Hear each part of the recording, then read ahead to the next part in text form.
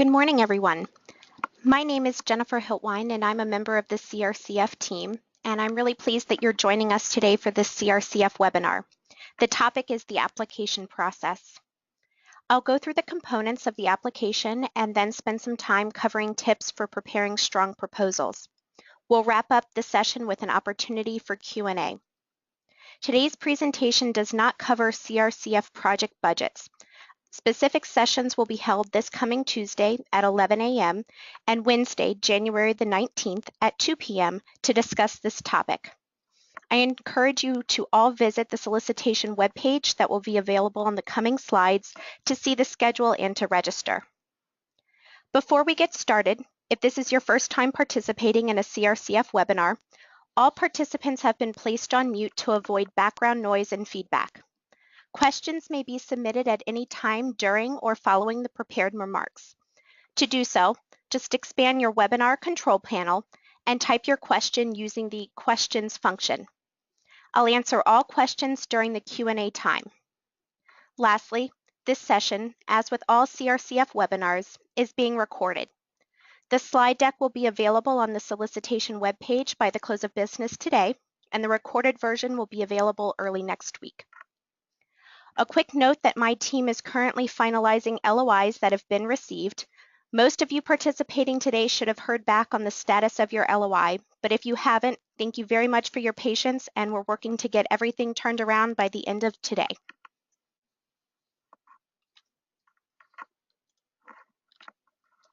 The goal of CRCF is to fund high potential technologies or services from Commonwealth organizations to spur economic development across the state.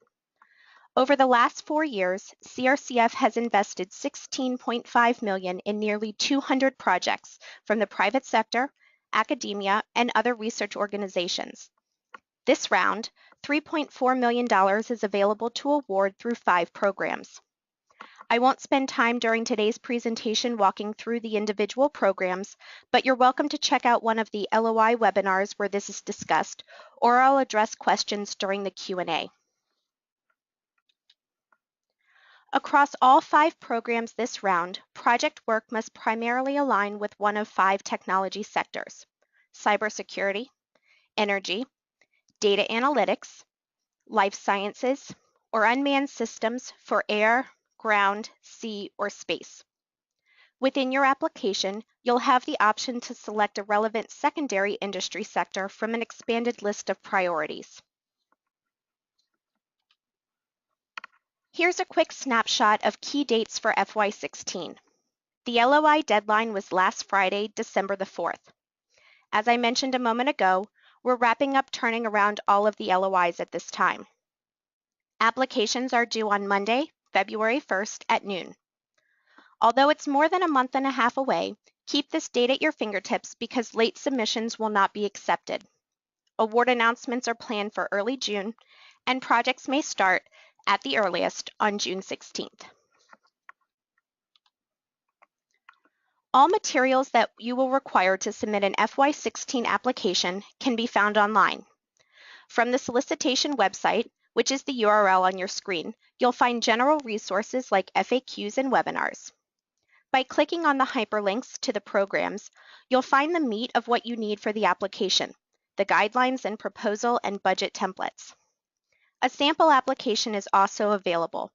You'll see an example on a following slide, and is meant to guide you in the questions on the online application. As with the letter of intent, applications must be completed and submitted online. Hard copies or soft copies attached via email will not be accepted nor processed. Importantly, so I want to call this out first and foremost, each program has specific templates for the proposal and budget. From the individual program pages, there's a document window at the top right. This is where you can find and download the templates for the round. Please use the current templates. If you're familiar with CRCF and have prepared an application during a prior round, please don't just submit this. Changes are made each year to the templates, and we expect submissions in FY16 to use the FY16 templates. Submissions that do not use the correct templates will not be accepted. Every application begins with an online questionnaire, which I'll go through with you just shortly. The proposal and budget, along with the appendix, are documents that are required as uploads into every application. The guidelines for each program outline required content for the proposal. You must refer to the guidelines for the information sought for CRCF. Again, this information may be tweaked from prior rounds, so consult this year's materials. The budget template has 2 tabs, and both need to be completed. The budget-specific webinar will walk you through that process and the details that are sought. If your project will run more than a year, please email my team at crcf@cit.org for a multi-year template. The appendix is the last component required of all applicants, regardless of program. There is not a template for this section, but required content varies by program. Again, refer to the guidelines for what information should be included. Typical content includes the letter of support from the organization's authorized representative, it's required for all, additional letters of support, which are optional, from external supporters, CVs, bibliographies or references, and if you're including them, and more. All appendices must be within the allowable page limits. Information that is included but falls outside the page limit will not be reviewed. It is acceptable to combine information into a single page, such as multiple letters of support, if space is an issue, provided that all information is still legible. Applicants under the SBIR or STTR matching funds programs must also provide their official notice of award for the Phase 1 or 2 project. If you're providing the contract, we only need the signed first page. In the case that you are applying to CRCF with a federal proposal submitted in calendar year 2015 or to be submitted for a January 31st deadline, we request that you upload this into the field as a PDF document that includes the submission deadline date, the sponsoring agency, whether the proposal is a Phase 1 or a Phase 2, the project title, and the estimated date of award. Should a CRCF award be recommended, funding is contingent upon receipt of that federal award. The following 2 slides show examples of the fields on the online application. All applications are similar with the exception of a couple of fields. This particular example is for the commercialization program. I'd like to draw your attention to the principal investigator section. If the authorized representative and the principal investigator are the same individual, you can indicate this by selecting Yes at the first question, and you'll not have to fill in the remaining fields.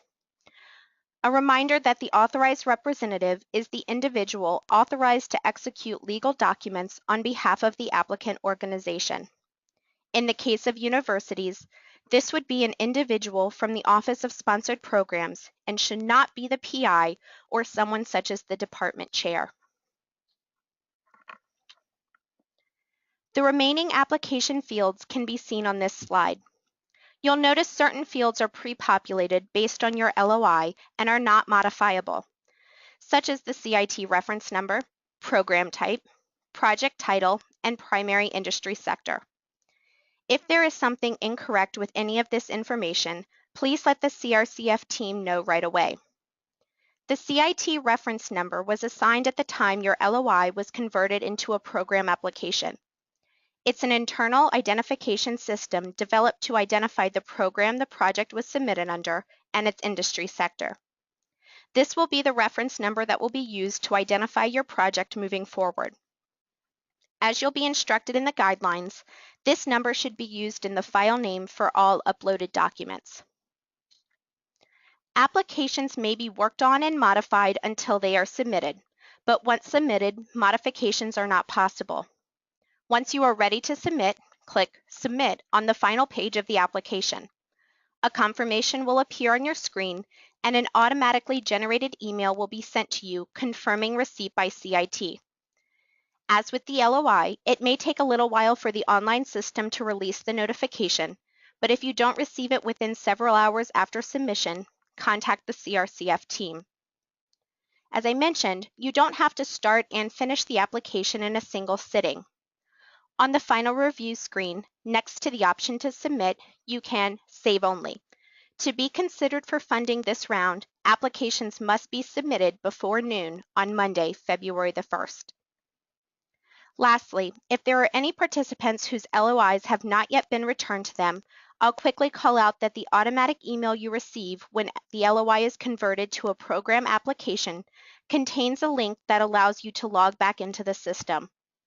When you do, using the username and password created at registration, you'll see your LOI project title with a Revise link associated with it. Clicking Revise will open what's now the program application. The screenshot here is of a commercialization program proposal template.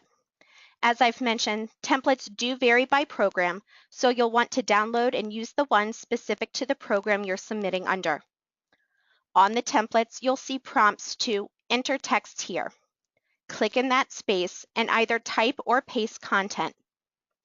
The top section, which mimics information requested in the online form, is required. Please do not delete this or leave it blank. Page limits for each section of the proposal and the document as a whole can be found within the guidelines and in the template itself. Please be mindful of these limits, as information outside of the maximum allowed pages will not be considered.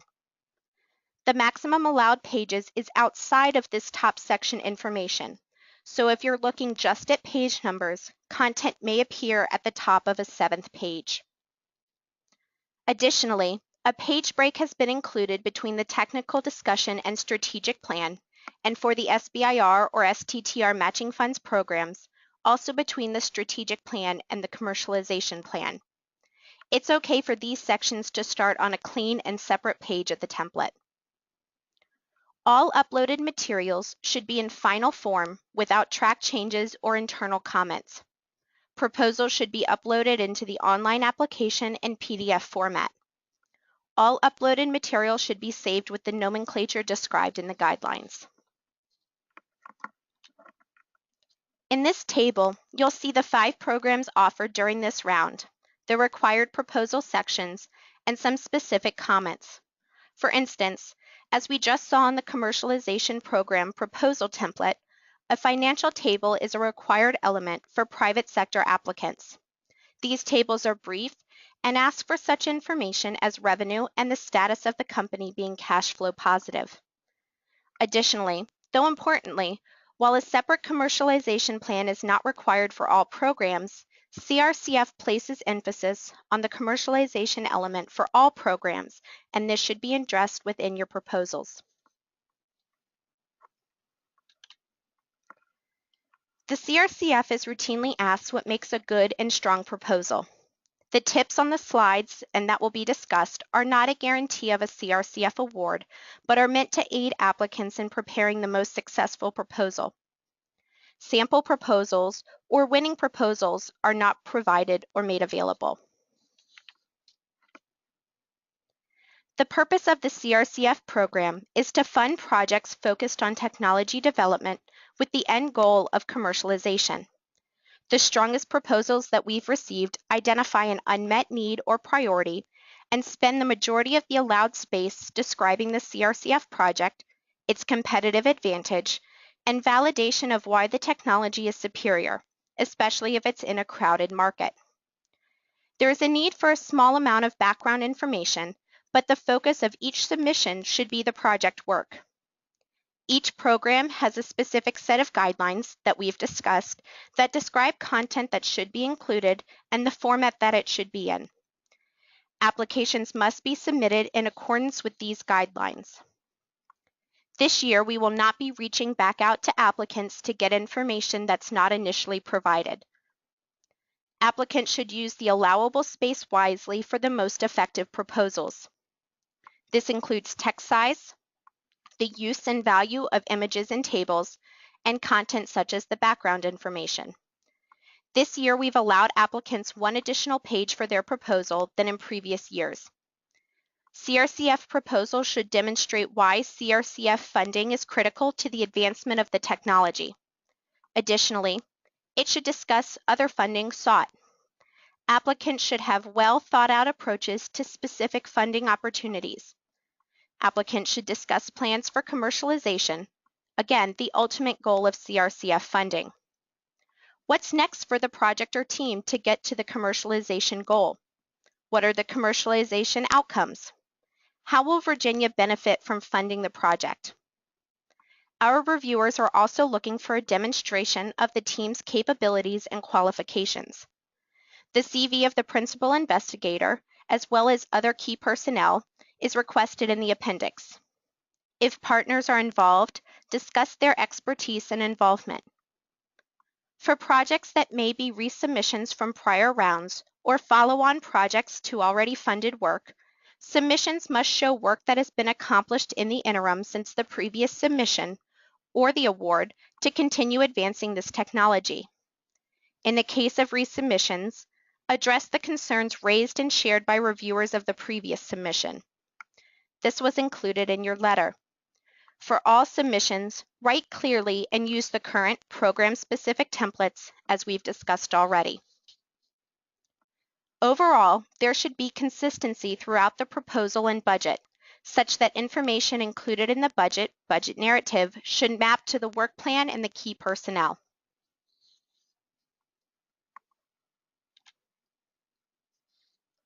Once submitted, each application goes through a 4-step review process, beginning with CIT, who will review each submission for compliance with the guidelines. Then, applications progress to subject matter experts who review and rank submissions. Next, applications go to the RTAC, a 10-member body established in legislation to review and make award recommendations. Those projects that the RTAC recommends for funding are sent to CIT's Board of Directors, who makes final award decisions. For this solicitation, award announcements are planned for early June. Complete information on the FY16 solicitation is available via the URL on your screen and that you've seen throughout the presentation. Here you'll find an FAQs document that addresses many common questions about CRCF, a sample project budget, and links to register or view recorded webinars offered this round. The first budget session that I mentioned at the beginning is the last webinar before the holidays. A second session each of this webinar and the budget presentation are scheduled for mid-January. The recorded version of this session will be made live next week if you'd like to revisit anything we've covered or share with colleagues. If at any time throughout the solicitation you have questions, my team can be reached at crcf@cit.org. This concludes the prepared portion of the webinar. I'd now like to invite any questions you may have. Questions can be submitted by expanding the webinar control panel and using the questions option. I'll address questions in the order they come in to the best of my ability for the benefit of all participants. If a question requires more information, I'll follow up with that individual separately at the conclusion of the session. Thank you, and I welcome any questions that you may have at this time. So we have our question about whether the commercialization program requires matching. So yes, all of the CRCF programs require at least a 1-to-1 match. For the SBIR and STTR matching programs, the federal award serves as the project match, so additional funds may be provided but are not expected. And those matching funds can come from a variety of sources. They could be cash monies that are not expended already and are specific to the project. They could also be in-kind donations that might be labor towards the project, or materials and supplies, or time on equipment. So those matching funds can come from a variety of sources. Our FAQs document has sort of a full list of the different examples of matching funds, and I would definitely encourage you to check that out and email us if you have questions about whether a particular effort or source of funds would be qualified. That question is number 49 on page 11 of the FAQs. And there is no percentage that has to be labor versus cash. It can come from any combination of sources. when you complete your budget, you will be asked to provide not only the CRCF request and detail how those costs were reached and what the funds will be used for that request, but you'll also be asked to do the same for the matching funds that are provided. If you are applying under the SBIR or STTR matching funds, again, this would not be required because your federal award serves as that match, but we would ask if you are providing any additional funds toward the project for you to complete that section. So the question about profitability, I am assuming relates to the financial table that was part of the proposal template. So for our private sector applicants, we are generating information about when you expect to be cash flow positive. The revenue that's requested, you may recall from the program guidelines that for the commercialization program, there is a cap on the amount of commercial revenue that the company could have received to be eligible. So I'll read what we have in our guidelines, and that's that a company may have received no more than an aggregate of $2 million in outside private investment, which does not include funds from family, friends, or founders, and had cumulative commercial revenue of no more than $5 million since January 1st, 2011. So we're looking for the information about the company as a whole, not just specifically for this project. And certainly if you would like to ask about a specific situation regarding your company, please go ahead and email my team and we can work with you on an individual basis to make sure that we're addressing your question fully. So continuing along the question about profitability, when you pull up the template, I think it might give you a little more guidance about what we're looking for. Specifically, we are looking for information on the applicant, talking about fiscal year or calendar year 2014 and whether there's revenue and whether the company is cash flow positive. And then we ask for the total commercial revenue since January 1st, 2011. And if the company is not cash flow positive, to indicate the time frame for achieving profitability. And that would be for the company overall. We are looking for information about the applicant company. We envision that this specific project is part of their overall commercialization strategy. I'll mention and stress again the importance of those guidelines. A specific set has been created for every program, and these really are sort of the foundation of exactly what we're looking for in a proposal, in a budget, the overall goal of the program, that type of information. So we've tried to be very clear in outlining exactly what is required for content, and those types of things to help guide you in preparing your applications. If you haven't already downloaded that document and reviewed it, I definitely encourage you to sort of make that a first step priority and take a look at that and let us know if there are any questions. So regarding the matching fund, if you've already started on project work and are developing the technology and had different materials or supplies, maybe equipment that have already been purchased but are being used, yes, that would be acceptable use of matching funds. What we're looking for is the fact that the use of those are specific to the project for which you're requesting CRCF funds. So we would ask for you to sort of monetize the piece of equipment if it's already been purchased to figure out, all right, what is the use that's being conducted for where you're requesting CRCF funds. Similarly with materials and supplies, if you're doing testing, perhaps there's a finite number of tubes and other materials that you're using. The ones that you're using for CRCF would certainly be appropriate. If you've already used them and they're disposable and they're finished their usage, that would not be appropriate. So we are looking for things that are really available and being used to advance the project. The same would go with sort of labor charges. We would ask that if you're using labor as part of your matching funds to monetize the hours that you would spend working on the CRCF project, your annual rate of pay and that type of information to monetize the amount that is being contributed based on their effort towards the CRCF project work. In the budget webinar that I mentioned will be coming up on Tuesday, and then another session in January. We'll not only walk through the budget template, but we'll also spend some time talking about matching funds, what would be considered matching funds, how to quantify that, as well as some tips in creating strong budgets. So that session, again, will be Tuesday, this coming Tuesday at 11 a.m.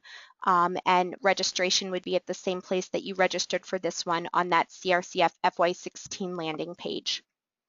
Really, my team is here at any time to help you create the best and strongest proposals possible. So if, as you're going through this process, if you have questions or want clarification on anything that you're preparing, please don't hesitate to reach out.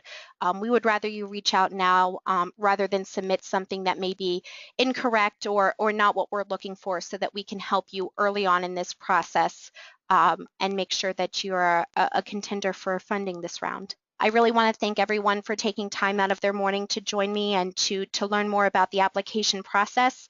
And we look forward to all of your submissions. So thank you all again for your time. And if you have any questions, please let us know.